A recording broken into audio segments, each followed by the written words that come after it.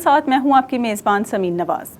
India में किसानों का एहतजाज एक बार फिर जोर पकड़ने लगा है। सैकड़ों किसानों ने रियासत पंजाब और हरियाणा की कई सड़कों को बंद कर दिया है। इंडिया के किसान गुज़िश्ता बरस नवंबर से दारुल हुकूमत दिल्ली की सरहद पर ज़रई क़वानीन की मनसूखी के लिए कैंप लगाए बैठे हैं। किसान यूनियंस और हुकूमत के दरमियान मुज़ाकरात के कई अदवार बगैर किसी नतीजे के ख़त्म हो चुके हैं।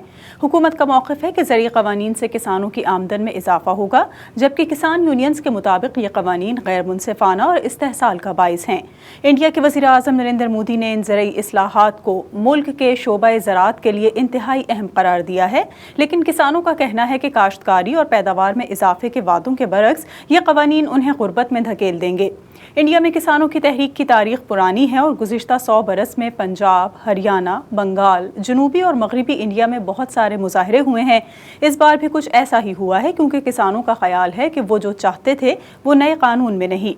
मरकज़ी हुकूमत ये कहती रही है कि हकीकत में नया कानून सिर्फ किसानों के मफाद की बात करता है, क्योंकि अब किसान अपनी फसलें निजी कंपनीज को बेच सकेंगे और ज़्यादा रकम कमाएंगे। लेकिन किसान तंजीमों ने इस पेशकश को इस बुनियाद पर मुस्तरद कर दिया है कि उन्होंने तो ये कभी तलब ही नहीं किया था। इंडिया की बहुत सी रियासतों में अब भी किसान अपनी पैदावार निजी खरीदारों को फ़रोख्त कर सकते हैं, लेकिन ये क़वानीन इसको कौमी सतह पर ले जाएंगे। किसानों के सबसे ज़्यादा तशवीश इस बात पर है कि इससे आढ़त की मंडियाँ ख़त्म हो जाएंगी और इनके पास सिर्फ एक ही रास्ता रह जाएगा। आड़त से मुराद लेन देन करवाने वाला शख्स या मिडिल मैन है। इसका नतीजा ये होगा कि अगर उन्हें निजी खरीदार मुनासिब कीमत अदा नहीं करेंगे तो उनके पास अपनी पैदावार को मंडी में फ़रोख्त करने का रास्ता नहीं होगा और इनके पास सौदेबाजी करने के लिए कोई मौका बाकी नहीं रहेगा। इसके अलावा आज के इस प्रोग्राम में कुछ बात करेंगे न्यूयॉर्क में होने वाले एहतजाज की। न्यूयॉर्क में भारतीय वज़ीर आज़म नरेंद्र मोदी के जनरल असम्बली से खिताब के दौरान अक़वाम मुत्तहिदा की इमारत के बाहर एक एहतजाजी मुज़ाहरा हुआ, जहां भारतीय हुकूमत और मोदी के खिलाफ नारेबाजी की गई। मुज़ाहरे में भारतीय निजात सिखों और मुसलमानों के अलावा मसीही बिरादरी भी शरीक हुई। मुज़ाहिरीन भारत में अक़लियतों बिलखुसूस मुसलमानों के खिलाफ हुक्मरान भारतीय जनता पार्टी की शिद्दत पसंदी पर मबनी पॉलिसीज़ के खिलाफ नारे भी लगाते रहे। भारत में मुसलमानों के खिलाफ जो सलूक हो रहा है वो इंतहाई मुश्किल है। सरेआम कोड़े मारे जाते हैं, ज़बरदस्ती मजहब तब्दील करवाया जा रहा है और अपने मजहब की तबलीग करने वालों को इंतखाबी ढोंग के नाम पर गिरफ्तार करके जेलों में डाला जा रहा है। इन दोनों मौज़ूआत पर बात करने के लिए आज हमारे साथ मौजूद हैं सिख तंजीम के रहनुमा हैं अमरजीत सिंह। उनसे कुछ सवालात के जवाबात लेंगे, लेकिन एक ब्रेक के बाद।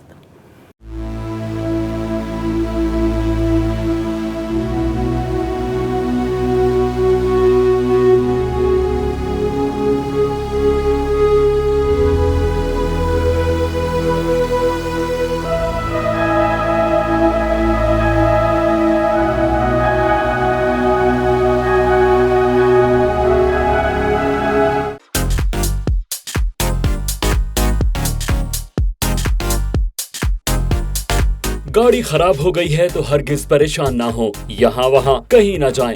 साबू ऑटोमोटिव रिपेयर पर तशरीफ लाएं और अपनी गाड़ी की मुकम्मल इंस्पेक्शन करवाएं। इंजन में खराबी हो या हो सस्पेंशन का मसला, व्हील बैलेंसिंग करानी हो या फिर अलाइनमेंट, हर काम मयारी और मुकम्मल तसल्ली के साथ करवाएं। साबू ऑटोमोटिव रिपेयर वर्कशॉप में अपनी गाड़ी की न्यूयॉर्क स्टेट इंस्पेक्शन भी करवाएं। 1259 मैकडोनल्ड एवेन्यू, ब्रुकलिन, न्यूयॉर्क। 718-377-2323।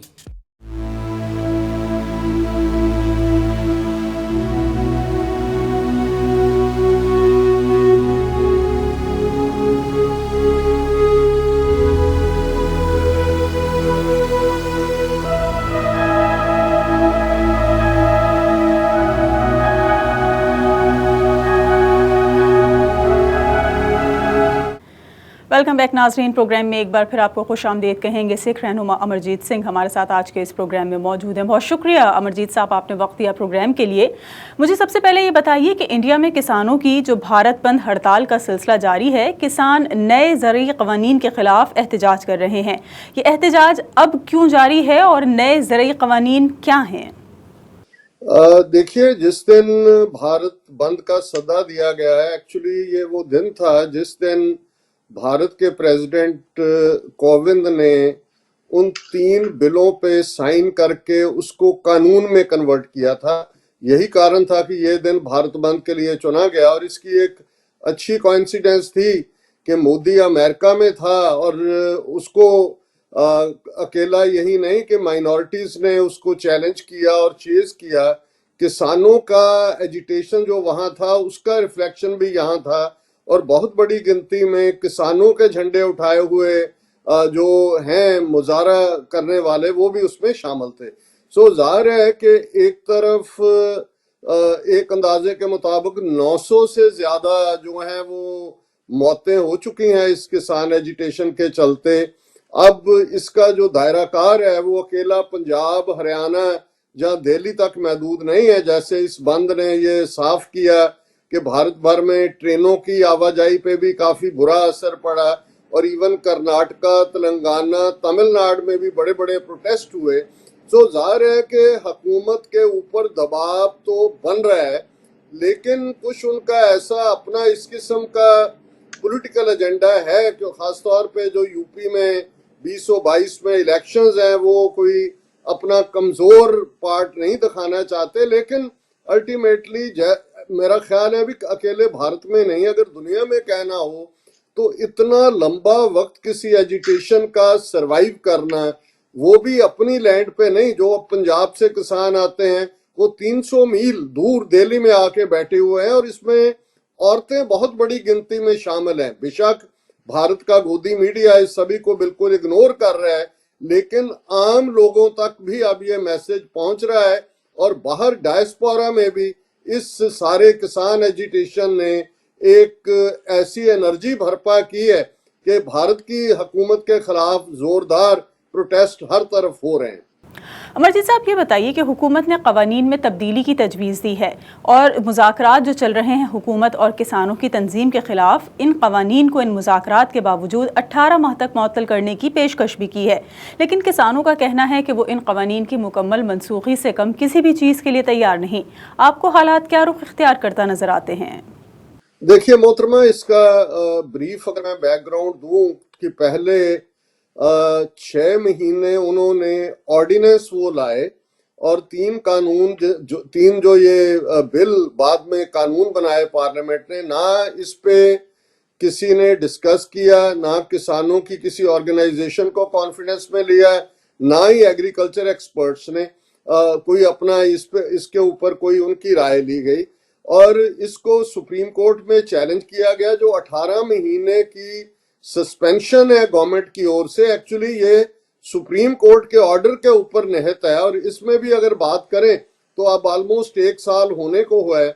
और जो बातचीत की बात है, किसान ये समझते हैं कि ये तीनों कानून अंबानी, अडानी, पतंजलि जो इनके बहुत बड़े कॉरपोरेट हिंदुत्वी इंडियंस बने हुए हैं, जो कि सब हर चीज को प्राइवेटाइज कर रही है ये मोदी गवर्नमेंट, उनको फायदा पहुंचाने के लिए है।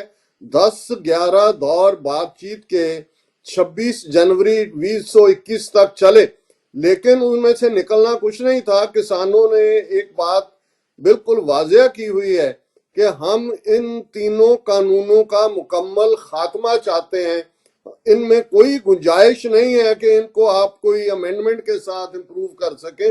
और यही बात जो किसानों के एडवोकेट हैं सुप्रीम कोर्ट में, उन्होंने भी ये कहा। हालांकि सुप्रीम कोर्ट ने जब इन कानूनों को 18 महीने के लिए सस्पेंड किया, तब उन्होंने एक अपनी एग्रीकल्चर कमेटी भी बनाई थी जिनमें 2-3 एक्सपर्ट लिए गए थे। उस कमेटी को अपनी रिपोर्ट दी भी 2 महीने हो चुके हैं, मगर हुकूमत ने अभी तक उसको पब्लिक नहीं किया। सो इसमें कोई शक नहीं है कि किसान इसी बात को लेकर ही अड़े हुए हैं, कायम हैं और रहेंगे भी कि ये कानून मुकम्मल तौर पे खत्म होने चाहिए। इनमें अमेंडमेंट्स का जो है वो कोई इसमें अमेंडमेंट करने से कोई फायदा नहीं होगा, ये इन कानूनों को मुकम्मल तौर पे जाना होगा। अमरजीत साहब, ये बताइए कि भारत में किसान मुल्की आबादी का कितना फीसद है और इनके एहतजाज से क्या मुल्की मईशत पर कोई असर पड़ेगा? देखिए, रफली जो डेटा है उसके मुताबिक भारत में लगभग 65% लोग जो हैं उनका दारोमदार जो है वो एग्रीकल्चर पे है या खेती बाड़ी पे है। और इसमें पंजाब, हरियाणा की स्टेट्स इसलिए भी जो है वो फ्रंटल रोल ले रही हैं कि इस बात का ध्यान रहे कि भारत के सेंट्रल पूल में जितनी कनक गेहूं जाता है उसका 60% अकेला पंजाब देता है, और जो चावल है उसका 40% जो है अकेला पंजाब से जाता है। हरियाणा में भी और वेस्टर्न यूपी के भी वो बेल्ट जहाँ की सिख फार्मर बड़ी गिनती में आबाद हैं, जो कि 47 के बाद पाकिस्तानी पंजाब से ही यहाँ आके जो है सेटल हुए, और उनका जो प्रोफेशन है वो एग्रीकल्चर ही है, वो भी बड़ी गिनती में जो है वो शामिल है। इसलिए भी क्योंकि इसका सबसे ज्यादा इफेक्ट बेशक भारत की मैशत के ऊपर और उनकी इकोनॉमी के ऊपर तो ऑलरेडी ये असरअंदाज हो रहा है, लेकिन पंजाब हरियाणा और सिख फार्मर्स ये समझते हैं कि ये हमारा इकोनॉमिकल जेनोसाइड का फाइनल स्टेप है। यही कारण है कि सबसे ज्यादा जो खुदकुशियां हैं किसानों की वो पंजाब में होती हैं, या साउथ में केरला जहां के बहुत स्पाइसेस और दूसरे पैदा करने वाले किसान भी गुर्बत का शिकार हैं, और वहां होती हैं। कर्नाटका और तेलंगाना में भी है। सो बेशक लीड इसको पंजाब और हरियाणा ने किया है इस सारे को, लेकिन सारे भारत के ऊपर इसका इफेक्ट है। भारत की इकोनॉमी जो है वो और भी इफेक्टेड होगी। हालांकि ये भी एक बात सच है कि कोविड-19 के चलते जहां के जो कारोबार थे वो तबाह हुए, क्योंकि खेती बाड़ी पे ही सब कुछ मुनस्सर है। खेती बाड़ी सेक्टर ने बिट्रे नहीं किया है किसी की भी होप को, और मिनिमम सर्वाइवल तो हुई है, लेकिन लॉन्ग टर्म ये किसान समझते हैं कि अगर हमारे खेत इनकी मलकियत अंबानी अडानी के पास चली गई तो हम तो अपने खेतों में ही मजदूर बन के रह जाएंगे, और यही लोग जो हैं ये इसका फायदा उठाएंगे। यह भी एक बड़ा कारण है जो कि इन खेती कानूनों का विरोध किया जा रहा है। ये बताइए कि भारत में किसानों की तहरीक का मुस्तकबिल क्या है? देखिए, अगर मोदी सरकार का पिछले 7 साल का हम ट्रैक रिकॉर्ड देखें, पहली टर्म 2014 से 2019 तक वो रहा, फिर दूसरी बार एब्सोल्यूट मेजॉरिटी के साथ ये आए 300 प्लस सीट्स के साथ, तो एक बात तो जाहिर है कि ये प्रभाव देने की कोशिश करते हैं कि हम बहुत टफ हैं, हम बेंड नहीं करते। और ये बात शायद पूरी तरह गलत भी नहीं है। अगर हम आर्टिकल 370(35)(a) के हवाले से देखें, उससे पहले भी CAA और NRP जिन कानूनों की दुनिया भर में मुखालफत हुई, लेकिन इसके बावजूद उन्होंने स्टेप बैक नहीं किया। फर्क इतना है कि उस मामले में इनको ये मुसलमानों के साथ जोड़ के और पाकिस्तान के साथ जोड़ के जो एक हिंदुत्व का उन्होंने एक दैंत खड़ा किया हुआ है, इसलिए उनको परवाह नहीं थी। लेकिन इस बार ये ठीक है कि ये अपनी आई पे बेशक समझें कि हम आए हुए हैं, हम पीछे नहीं हटेंगे, लेकिन इस बात का ध्यान रहे कि इस बार इनका पाला उन पंजाब के सिखों से पड़ा है जिनकी अपनी जो तारीख है वो यही है कि बेशक दहाके बीत जाएं या कोई भी वक्त हो, वे अपने जो भी उन्होंने स्टैंड लिया उससे पीछे नहीं हटते हैं। और दूसरी बात, ये इकोनॉमिकल सर्वाइवल का मामला है। जब आपके बेसिक राइस बॉल को कोई तोड़ने की कोशिश करता है तो फिर कमजोर से कमजोर भी जो है वो शेर बन के खड़ा हो जाता है। सो मैं समझता हूं कि ये अपनी इलेक्शन स्ट्रेटजी के साथ मिला के देख रहे हैं, और पंजाब में इनकी ये कोशिश है कि किसान जथेबंदियों में घुसपैठ की जाए।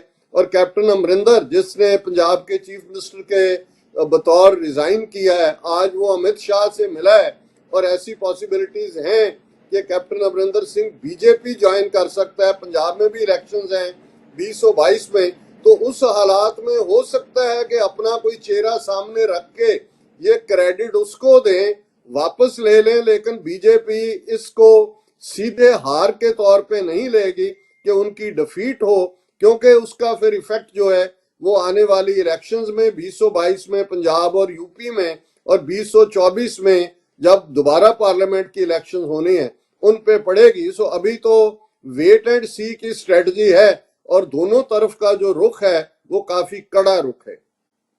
एक ब्रेक लेंगे, ब्रेक के बाद वापस आएंगे तो कुछ बातचीत करेंगे न्यूयॉर्क में एहतजाजी मुजाहरे की। एक मुख्तसर से वक्फे के बाद हमारे साथ रहिए।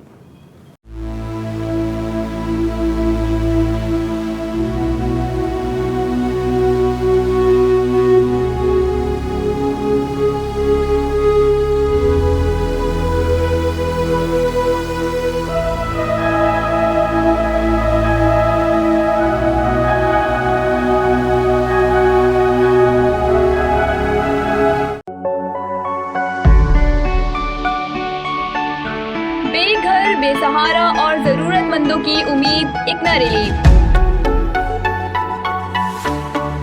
अमेरिका में बिला तफरीक इंसानियत की खिदमत में पेश कुदरती आफात हो या हादसात, हम करते हैं मुतासरीन की इमदाद और बहाली। बेसहारा खवातीन को मिले साइबान, बीमारों को मुफ्त तिब्बी सहूलतें और बैक टू स्कूल प्रोग्राम से रोशन है इल्म की शमें। बेघर, बेसहारा और जरूरतमंदों की उम्मीद एक न रिलीफ। आज ही डोनेट कीजिए।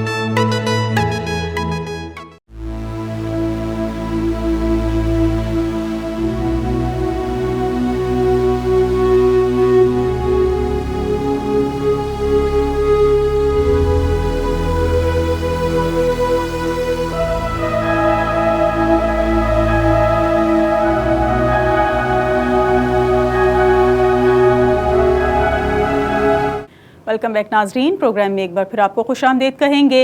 अमरजीत सिंह सिख रहनुमा हमारे साथ मौजूद हैं। अमरजीत साहब, न्यूयॉर्क में भारतीय वज़ीर आज़म नरेंद्र मोदी के जनरल असम्बली से खिताब के दौरान अक़वाम मुत्तहिदा की इमारत के बाहर एहतजाजी मुज़ाहिरा हुआ। इस मुज़ाहिरे का क्या मकसद था और कौन कौन लोग इस मुज़ाहिरे में शामिल थे?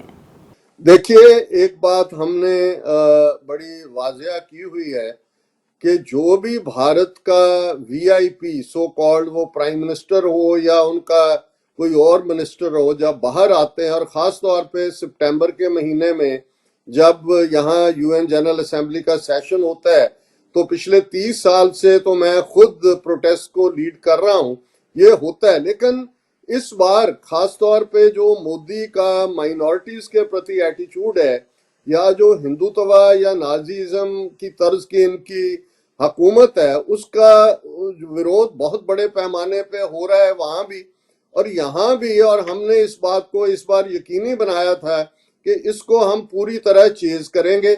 इसीलिए जिस होटल में वो ठहरा था वाशिंगटन में, वो बुधवार को आया, वीरवार रात वहां जोरदार प्रोटेस्ट था होटल के बाहर। शुक्रवार फ्राइडे के दिन, जबकि जुमे के दिन, जबकि वहां बाइडन के साथ 1-to-1 मीटिंग भी थी इसकी मोदी की, और बाद में क्वाड की मीटिंग भी थी, वहां भी बहुत बड़ी गिनती में इसने जो है वो एहतजाज किया। और यही वहां भी हमारा मुतालबा था कि ये नाजी तर्ज की हुकूमत है और ये अमेरिका जो कि एक डेमोक्रेटिक कंट्री है, इसका प्रेसिडेंट इस किस्म के खूनी मर्डर से मिले, ये अमेरिकन वैल्यूज की तौहीन है। और जिस दिन सैटरडे 25 को मोदी ने एड्रेस किया यूनाइटेड नेशंस जनरल असेंबली को, हमें उसका वक्त मालूम था कि सुबह 9 बजे न्यूयॉर्क टाइम उसने बोलना है।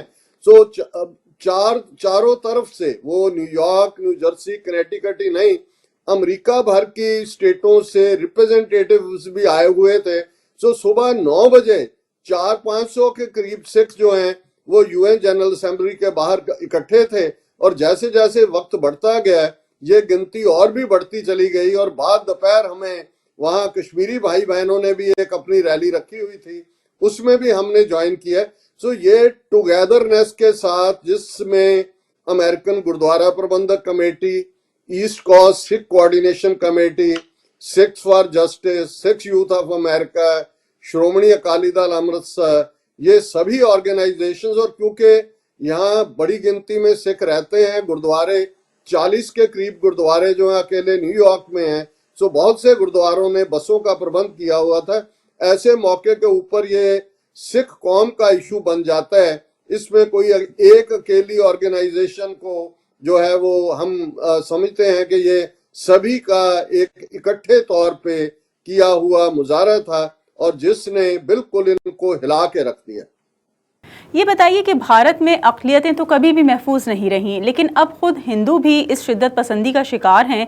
और जिस तरह से बात हो रही है कि जी मोदी के 7 साल दौरे हुकूमत में लोगों को मसाइल ही मसाइल हुए हैं, तो क्या मोदी की हुकूमत को इन तमाम तर चीज़ों से, यानी कि जो अब शिद्दत पसंदी बढ़ रही है, कोई नुकसान पहुँच सकता है? देखिए मोहतरमा, 2 बातें हैं इसमें। एक तरफ तो हिंदू धर्म की बात है, एक इनकी हिंदुत्व की आइडियोलॉजी है जो 20th सेंचुरी में सावरकर ने दी और बाद में आरएसएस ने जो नाजी जर्मनी था उसकी तर्ज के ऊपर ही, अगर उन्होंने 1 नेशन 1 रेस 1 पीपल कहा, तो इन्होंने हिंदू हिंदू हिंदी हिंदुस्तान का नारा दिया। और 2014 में पहली बार इस पार्टी के पास हुकूमत आई एब्सोल्यूट मेजॉरिटी के साथ। हालांकि उससे पहले अटल बिहारी वाजपेयी भी 3 बार प्रधानमंत्री बने थे, एक बार 13 दिन, एक बार 13 महीने, एक बार लगभग 4 साल, पर वो कोलिशन गवर्नमेंट थी, उनके पास एब्सोल्यूट मेजॉरिटी नहीं थी। तो एक बात का ध्यान रहे कि भारत में भी जो आजादी पसंद, बेशक वो इंडियन पैट्रियट है, वो हिंदुत्व की आइडियोलॉजी के हमायती नहीं है, लेकिन मोदी हुकूमत ने नाजी तर्ज के ऊपर पहले तो मीडिया को पूरा कंट्रोल किया है। आज भारत का मीडिया पूरी तरह गोदी मीडिया, अगर ये लफ्ज रवीश कुमार जो एनडीटीवी के बड़े बेबाक किस्म के जर्नलिस्ट हैं उन्होंने दिया हुआ है। फिर हम देखते हैं कि सिविल लिबर्टीज की जो बात करने वाले एमनेस्टी इंटरनेशनल के, जो कि वहां भारत के ही लोग वहां के डायरेक्टर और दूसरे होते हैं, उनके दफ्तरों को बंद किया है, एनजीओज की आवाज को कुचला है। और फिर इवन इंडिपेंडेंट जर्नलिस्ट जैसे गौरी लंकेश थी, जो कुलभूर्ति थे वहां कर्नाटका के, और उसके बाद बहुत सारे जो जर्नलिस्ट हैं वहां इस पीरियड में मारे गए हैं। और इस बात का ध्यान रहे कि जो रिपोर्टर्स विदाउट बॉर्डर्स के मुताबिक उन्होंने भारत में मीडिया को पार्शियली फ्री कहा है और 142वें नंबर पे रखा है, क्योंकि आवाज तो है डाइसेंट की, मेजॉरिटेरियनिज्म के बावजूद, लेकिन जो इनका पोल प्लैंक है और जिसमें वो आज भी कामयाब हो रहे हैं वो है पोलराइजेशन ऑफ द सोसाइटी।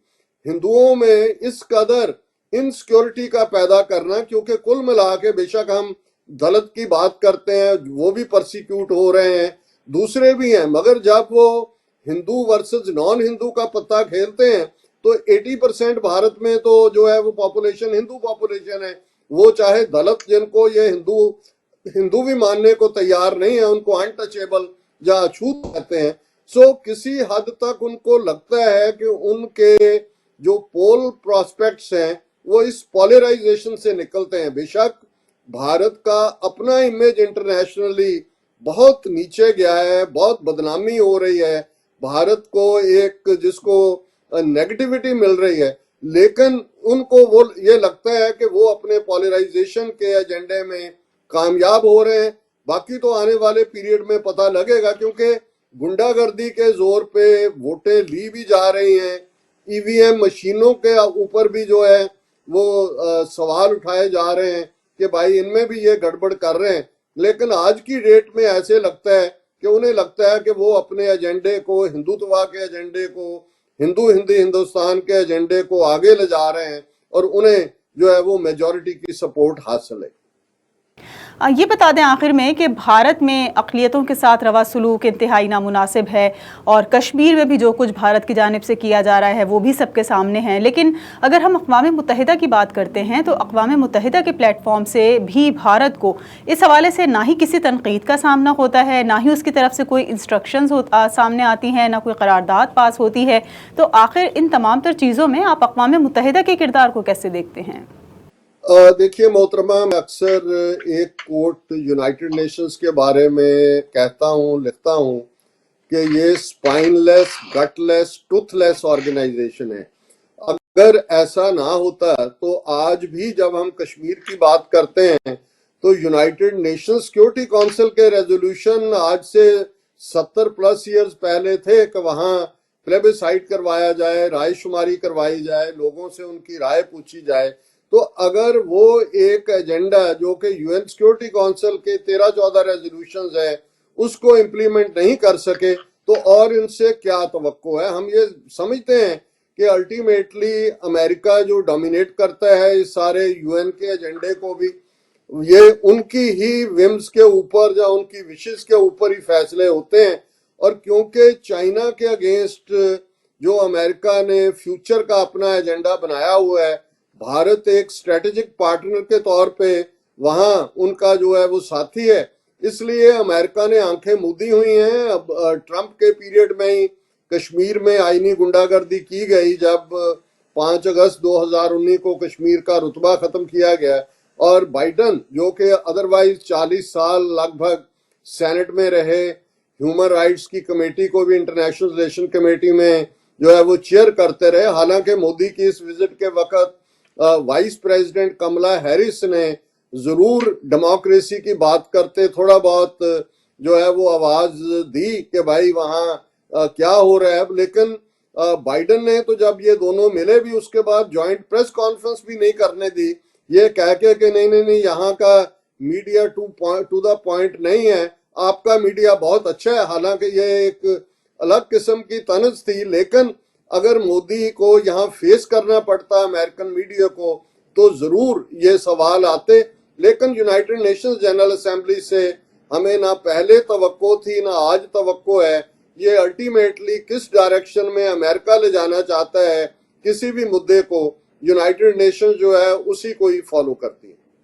बहुत शुक्रिया। सिख रहनुमा अमरजीत सिंह हमारे साथ आज के इस प्रोग्राम में मौजूद थे और हमने कुछ बातचीत की भारत में किसानों के एहतजाज के साथ साथ न्यूयॉर्क में सिख तंजीमों की जानिब से अक़वाम मुत्तहिदा के इजलास के दौरान जो एहतजाजी मुजाहरे का इनेकाद किया गया उसके ऊपर भी, और जिस तरह बात की गई कि भारत में अक़लियतों के ख़िलाफ़ जो कुछ हो रहा है और जिस तरह से तरीक़ाकार इख्तियार किया जा रहा है, उनको जबरन मज़हब तब्दील करवाने के अलावा और दीगर तमाम तर चीज़ों में उन पर ज़िंदगी तंग की जा रही है, इसको किस तरह से तब्दील किया जा सकता है। आज के इस प्रोग्राम के लिए इतना ही। अगले हफ्ते एक और प्रोग्राम के साथ हाजिर होंगे। प्रोग्राम टीम के साथ समीन नवाज को इजाज़त दीजिए। अल्लाह के बाद।